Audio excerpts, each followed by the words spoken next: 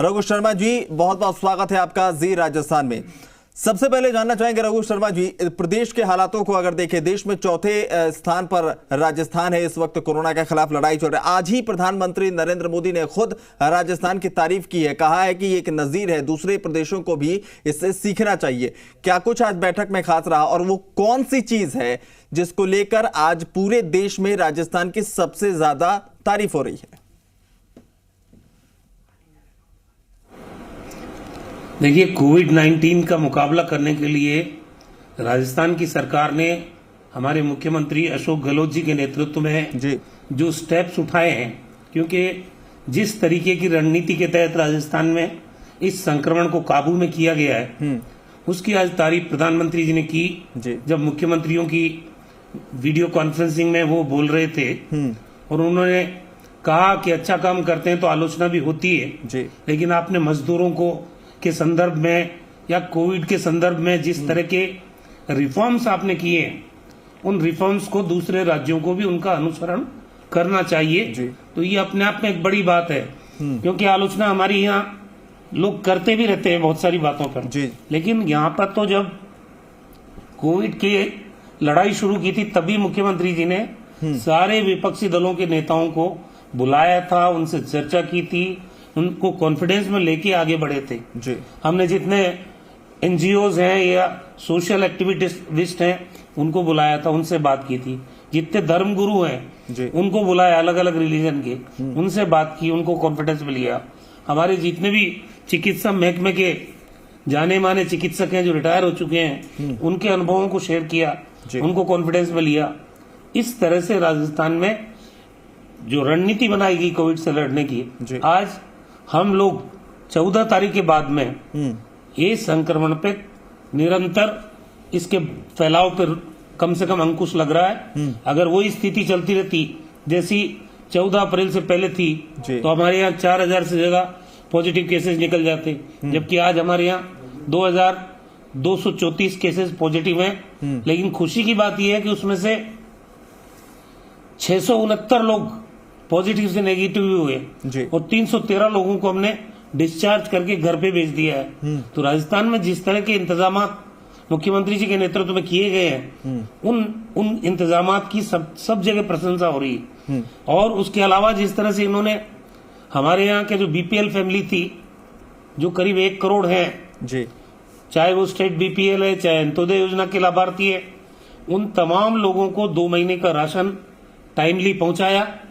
78 लाख जो पेंशनधारी हैं उनकी 2 महीने की पेंशन वो टाइम पे इनके अकाउंट में डलवाई, और 31 लाख से ज्यादा जो मजदूर हैं उनके अकाउंट में 2,500 हजार रुपए, ताकि मुसीबत के इस टाइम में उनको कोई दिक्कत नहीं हो, वो डलवाए गए।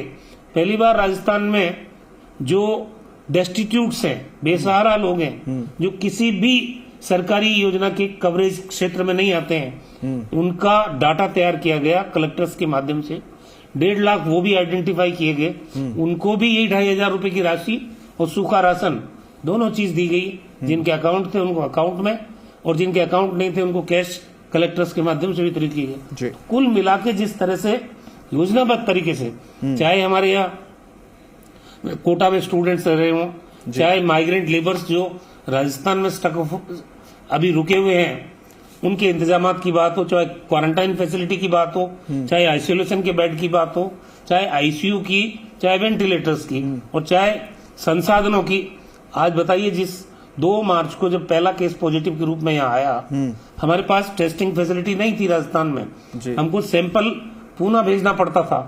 उसके बाद मुख्यमंत्री जी ने डायरेक्शन दिए कि यहाँ जांच की सुविधा आप शुरू कीजिए, और आज हम लोग इस कैपेसिटी में हैं कि 5,584 टेस्ट पर डे हम कर पा रहे हैं। हर रोज हमारी टेस्टिंग कैपेसिटी हम बढ़ा रहे हैं, और आने वाले 1 वीक के अंदर राजस्थान में 10,000 से ज्यादा पर डे टेस्ट हम कर पाएंगे।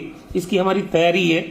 जो भी इक्विपमेंट है, आरटीपीसीआर मशीनें उस जगह जगह भेज दी गई है, और मुख्यमंत्री जी का डायरेक्शन है फर्दर भी कि हमको इस अवसर को राजस्थान में मेडिकल इंफ्रास्ट्रक्चर को मजबूत करने में इसका सदुपयोग करना चाहिए। आज लॉकडाउन है, कई जगह कर्फ्यू लगे हैं, इन परिस्थितियों में आने वाली चुनौतियों का राजस्थान बेहतर तरीके से मुकाबला कर सके, उसके लिए टोटल फोकस हेल्थ इंफ्रास्ट्रक्चर को मजबूत करने में लगा रहे हैं जी। और उसके लिए 33 जिलों में जांच की सुविधा कैसे हम विकसित करें इस पीरियड के अंदर, और जगह जगह हमारे ओटी अच्छे हों, हमारे आईसीयूज बढ़िया हों, वहां पे जो इक्विपमेंट है वो हमारे यहाँ पर्याप्त मात्रा में रहे। 17,500 हमारे यहाँ सरकारी क्षेत्र के चिकित्सा संस्थान है, सब सेंटर से लेके और मेडिकल कॉलेज से जुड़े अस्पतालों तक, सब में, क्योंकि यहाँ निःशुल्क दवा योजना चल रही है, बहुत पॉपुलर जो योजना है, और निःशुल्क जांच योजना, ये दोनों योजनाएं पहले से हमारी पॉपुलर स्कीम्स के रूप में पूरे कंट्री में जानी जाती है। तो पैथोलॉजी की लेबोरेटरीज हो, एक्सरे मशीनें जो लेटेस्ट हो, सोनोग्राफी की मशीनें हो, चाहे हीमोडायलिसिस की मशीनें हो, ये तमाम इक्विपमेंट हमारे ग्रास रूट तक के चिकित्सा संस्थानों में इस अवधि में तैयार हो जानी चाहिए, ताकि रोजमर्रा की बीमारियों पर किसी आदमी को तकलीफ नहीं उठाना पड़े। अभी जो कोविड में हमने डेडिकेटेड हॉस्पिटल बनाए हैं, 3 स्तर के बनाए हैं और वो 170 के करीब हैं। उसके अलावा जो हमारे चिकित्सा संस्थान है उसमें सामान्य बीमारी, जिस पर आज प्रधानमंत्री जी ने फोकस किया कि भाई ऐसा नहीं हो कि कोविड के मरीजों के चलते हम जो दूसरे मरीज हैं हमारे, चाहे वो मौसमी बीमारियों के चलते बीमार होते हो, चाहे वो क्रोनिकल डिजीज से ग्रस्त हो, उनको हम ध्यान देना छोड़ दें। तो ये पहले से राजस्थान में ध्यान रखा गया। 400 मोबाइल ओपीडी वैन मुख्यमंत्री जी के निर्देश पर पूरे राजस्थान में आज तैनात है। जहां लॉकडाउन भी है, लोगों का आवाजाही नहीं है, जहां कर्फ्यू है, वहां हमारा चिकित्सा विभाग का दल उन मोबाइल ओपीडी वैन में जा रहा है। आम आदमी को वहां सूचना दी जाती है कि भाई किसी को दिखाना है तो आपको हम देखते हैं, और अस्पताल ले जाया जाता है, वहां जांचें कराई जाती है, वहां से दवा लेके आते हैं, फिर घर छोड़ते हैं। इतना शानदार मैनेजमेंट राजस्थान में। और जो प्रवासी राजस्थानी फंसे हुए हैं दूसरे राज्यों में, उनको लाने के लिए भी बार बार प्रधानमंत्री जी से, केंद्रीय गृह मंत्री जी से मुख्यमंत्री जी ने बात की है। उसका समाधान भी लगभग निकलने वाला है। हमारे कोटा के स्टूडेंट्स को जिस स्मूथ तरीके से अपने अपने राज्यों में भेजा गया, क्योंकि उनके पेरेंट्स परेशान थे, वो बच्चे यहाँ परेशान थे, और वो 16 से 22 साल की उम्र के बच्चे थे। तो कोई पहलू, मानवीय पहलू ऐसा नहीं है राजस्थान में जिसकी अनदेखी की गई हो। कोविड से मुकाबला कर रहे हैं हम, निरंतर कोविड का ग्राफ घट रहा है, और जो कोविड के पेशेंट्स की डबल होने की अवधि होती है, हमारे यहाँ 12 दिन में डबल हो रही है अभी। और जो ग्राफ है संक्रमण का, वो भी 14 अप्रैल के बाद गिरा है। तो राजस्थान, तो मैं समझता हूं कि हमारे यहाँ कैजुअलिटीज भी बहुत कम हुई है, और जिनकी हुई है उन लोगों के दूसरी गंभीर बीमारियां थी। कई लोग तो मृतावस्था में आए थे, बाद में उनका टेस्ट हुआ तो वो डेथ होने के बाद पॉजिटिव निकले हैं। तो ये जो एक भी कोविड से डेथ नहीं हुई है, तो राजस्थान में जिस तरह की तैयारियां मुख्यमंत्री जी के नेतृत्व में की गई है, मैं समझता हूं उसकी सब जगह सराहना हो रही है। बिल्कुल सराहना हो रही है। रघु शर्मा जी, आपने जो मैनेजमेंट की बात की, मानवीय पहलू की बात की, सवाल एक ये भी है कि कई राज्यों, आपने कोटा का भी जिक्र किया, इसलिए ये सवाल बनता है कि कई राज्यों के मुख्यमंत्री ने व्यवस्थाएं की, अपने यहाँ के छात्रों को वापस ले गए। बिहार सरकार ने अभी तक कोई फैसला नहीं किया है, बिहार के छात्र वहां पर फंसे हुए हैं। वो लगातार ये बातें कह रहे हैं कि उनको खाने पीने की तक की समस्याएं हो रही हैं, और यही वजह है कि यहाँ पर उन्हें रहने में परेशानी हो रही है। वो अपने सरकार से अपील कर रहे हैं कि जल्द से जल्द उन्हें यहाँ से ले जाएंगे। तो ये जो छात्रों की तरफ से कहा जा रहा है कि उन्हें परेशानियां, उनके लिए क्या पर्याप्त इंतजामात सरकार की तरफ से नहीं किए गए, या वहां पर कुछ मैनेजमेंट में कुछ कमी रह गई है? ये जो छात्र यहाँ आए हैं ना, ये छात्र यहाँ कोचिंग के लिए आए थे जी, और ये पहले से यहाँ रह रहे थे। तो इनकी कोई नए सिरे से व्यवस्था तो किसी ने की नहीं है जी, इनको कोई परेशानी यहाँ नहीं है। लेकिन सवाल ये है कि इनके मुख्यमंत्री जी आज भी, प्रधानमंत्री जी की वीसी के दौरान भी उन्होंने असमर्थता व्यक्त की, क्योंकि वो ये कह रहे हैं पैसे वालों के बच्चे हैं, यहाँ आएंगे और ये संक्रमण फैला देंगे जी, तो वो लेने को तैयार नहीं है। वेस्ट बंगाल ने जवाब नहीं दिया, बिहार ने जवाब नहीं दिया, उत्तराखंड के लोग अपने बच्चों को ले गए, यूपी के लोग अपने बच्चों को ले गए, मध्य प्रदेश के लोग अपने बच्चों को ले गए, छत्तीसगढ़ के लोग ले गए, गुजरात के ले गए, सब लोग ले गए। सिर्फ 2 राज्य जो खुद तैयार नहीं है, बच्चे परेशान है एक्चुअली। लंबा जो लॉकडाउन है, अभी वहां पढ़ाई नहीं चल रही है, अब वो बंद कमरे में क्या करे वहां, इसलिए वो उनके माँ बाप परेशान है, वो बच्चे परेशान है। बिहार सरकार इसको अलग रंग देके कि साहब हम उनका इंतजाम नहीं कर रहे हैं, ये गलत बात है जी। वो बच्चे हमारे ही बच्चे हैं, बिल्कुल। अगर हम उनका इंतजाम नहीं करेंगे तो फिर ये अच्छी बात थोड़ी होगी। बिल्कुल। लेकिन सवाल ये नहीं है कि हम उनका इंतजाम नहीं कर रहे हैं, वहां की सरकार उनको लेना नहीं चाहती है, दूसरे राज्यों की तरह उनको भी इनको लेना चाहिए। बिल्कुल। हमारी तरफ से इंतजामात की कोई कमी नहीं है जी। उनके माँ बाप परेशान है, बच्चे परेशान है। ऐसी परिस्थिति में हर बच्चा 16 से 22 साल के बच्चे हैं अपने माँ बाप के पास जाना चाहते हैं, क्योंकि यहाँ पढ़ाई नहीं चल रही है। अब बंद कमरे में कितने दिन रहेंगे? तो मुख्यमंत्री बिहार से और बंगाल की मुख्यमंत्री जी से हमारा अनुरोध है कि आप अपनी जीत छोड़ो, इन बच्चों को वहां लीजिए और इनके जाने की व्यवस्था करिए ताकि ये अपने माँ बाप के पास पहुंच जाए। जी। रघु शर्मा जी, लॉकडाउन की अवधि अब समाप्त होने की कगार पे है, आज बैठक भी हुई है। अगर राजस्थान के स्वास्थ्य मंत्री के लिहाज से अगर आपसे आपकी राय पूछी जाए तो क्या आपको लगता है कि लॉकडाउन की अवधि को बढ़ाया जाना चाहिए? हालांकि आपने कई बार कहा है कि लॉकडाउन करना इसका उपचार नहीं है या इससे बहुत ज़्यादा कोई फायदा नहीं हो सकता है, लेकिन चूंकि ये पूरी जो स्थिति बनी है पूरे देश में बनी है, तो कोई भी एक फैसला जो भी हो वो केंद्र का फैसला होना चाहिए या राज्यों की स्थितियों को राज्यों के हिसाब से छोड़ देना चाहिए कि वो अपने विवेक से अपने राज्य में अपने सूबे में कोई फैसला ले? देखिए, राजस्थान में तो शुरू से भारत सरकार ने जो गाइडलाइन जारी की है, जो फैसले लिए हैं, हमने अक्सर से उनको माना है जी। आज भी हम उसी के पक्षधर हैं, क्योंकि जितना इनपुट प्रधानमंत्री जी के पास आता है उतना इनपुट किसी के पास नहीं होता है।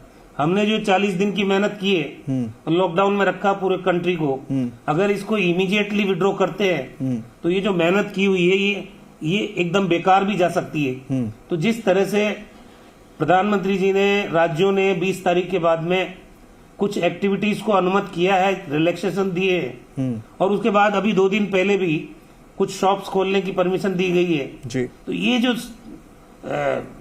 सने सने हम इसको विड्रॉ करें, यही एडवाइजेबल है। एकदम से विड्रॉ करना ठीक नहीं है, फेज मैनर में विड्रॉल होना चाहिए इसका।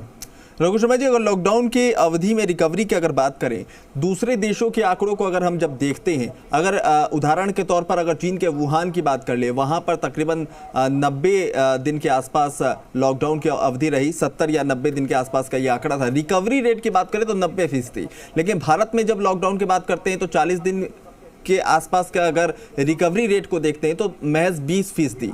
तो इसके पीछे आप क्या कारण देख पाते हैं? एक चिकित्सक होने के नाते, एक मंत्री होने के नाते कहीं कमी रह जा रही है या फिर कहें कि देश काल वातावरण के हिसाब से हर चीज हर जगह सुटेबल नहीं होती है, भारत को भी आगे बढ़कर कुछ और रास्ते अपनाने की जरूरत है? देखिए, WHO ने खुद ने कहा है कि इसके साथ जीने की आदत डालनी पड़ेगी, कोविड के साथ। और जब तक वैक्सीन कोई इसका इजाद नहीं होता, दवाई इसकी कोई खोजी नहीं जाती है, तब तक हो सकता है लॉकडाउन ठीक है। अल्टीमेटली आप कितने दिन तक लॉकडाउन करेंगे ये भी एक सवाल है जी। क्योंकि इससे इकोनॉमी में फर्क पड़ता है, आदमी भी परेशान होता है, सारी गतिविधियां पूरी जहां है वहीं ठहरी हुई है। तो लंबे समय तक, और लॉकडाउन से अगर हम संक्रमण को खत्म कर सकते हैं तो कोई बात नहीं, जितना चाहे उतना लंबा कर ले। लेकिन ये भी पक्का नहीं है कि हम लॉकडाउन लंबा करने के बावजूद संक्रमण खत्म कर पाएंगे, क्योंकि एक जगह खत्म होती है बीमारी, 1 महीने बाद वहां फिर कोई पॉजिटिव केस आ जाता है। इसका मतलब ये है कि हमको इस संक्रमण के साथ जीने की आदत डालनी पड़ेगी जी। इसकी दवा, हमारी जो वैज्ञानिक है वो इसकी दवा का हल निकालें या इसके इलाज की व्यवस्था करें, वैक्सीन की व्यवस्था करें। WHO खुद भी यही कह रहा है अभी। बिल्कुल। तो संशय की स्थिति है इसमें। तो रघु शर्मा जी, अगर इस पूरी परिस्थितियों में केंद्र सरकार अगर आने वाले वक्त में 3 तारीख को अगर ये फैसला लेती है कि लॉकडाउन को वो विड्रॉ करती है और राज्य सरकारों की विवेक पर अगर छोड़ दिया जाए, तो राजस्थान अपनी तैयारियों के लिहाज से क्या कुछ फैसला लेने की स्थिति में है? क्या माना जाए कि अगर केंद्र सरकार मना कर देती तो भी? एक बात कहता हूं, देखिए, कभी भी जब हम मिलके इस महामारी से लड़ रहे हैं, केंद्र सरकार और राज्य सरकारें, तो कभी भी कोई राज्य अलग से फैसला लेने की स्थिति में नहीं रहने चाहिए, मेरा ये मानना है। हम वो फेडरल स्ट्रक्चर के लोग हैं जहाँ की बाउंड्रीज लगी हुई एक दूसरे प्रदेश से जी। एक प्रदेश दूसरा फैसला लेगा, दूसरा प्रदेश दूसरा फैसला लेगा और केंद्र तीसरा फैसला लेगा जी। तो इस महामारी से लड़ाई नहीं लड़ी जा सकती। हमारा ये मानना है जी। जो भी फैसला लेना है राज्यों को और केंद्र को एक साथ मिलकर लेना होगा और वही फैसला सबको मान्य होना चाहिए, ये मेरा मानना है। रघु शर्मा जी, एक सवाल ये भी कि लगातार मुख्यमंत्री जो हैं वो केंद्र से जब भी बैठक हुई है तो उन्होंने एक बात बार बार कही है कि राहत पैकेज दिया जाना चाहिए तमाम राज्यों को। इस पर क्या कुछ आपका रुख है और क्या आपको लगता है कि मौजूदा स्थितियों में जल्द से जल्द केंद्र सरकार को कदम उठाना चाहिए? ये देरी जो है वो राज्यों को इस लड़ाई में कमजोर कर सकती है? आज भी जितने राज्यों को अपना पक्ष रखने का मौका मिला जी, अधिकांश ने पैकेज देने की बात की है भारत सरकार से, क्योंकि आर्थिक रूप से बहुत ज्यादा खराब स्थिति से गुजर रहे सारे देश के राज्य जी। और उन्होंने जो आरबीआई से लोन की 3% की सीमा को भी 5% बढ़ाने की बात की है। अन्य जो हमारे एमएसएमई हैं उनके लिए भी पैकेज की बात की है, सोशल सिक्योरिटी की स्कीम्स के लिए भी पैकेज की बात की है। तो राज्य तो वित्तीय संकट के दौर से गुजर रहे हैं।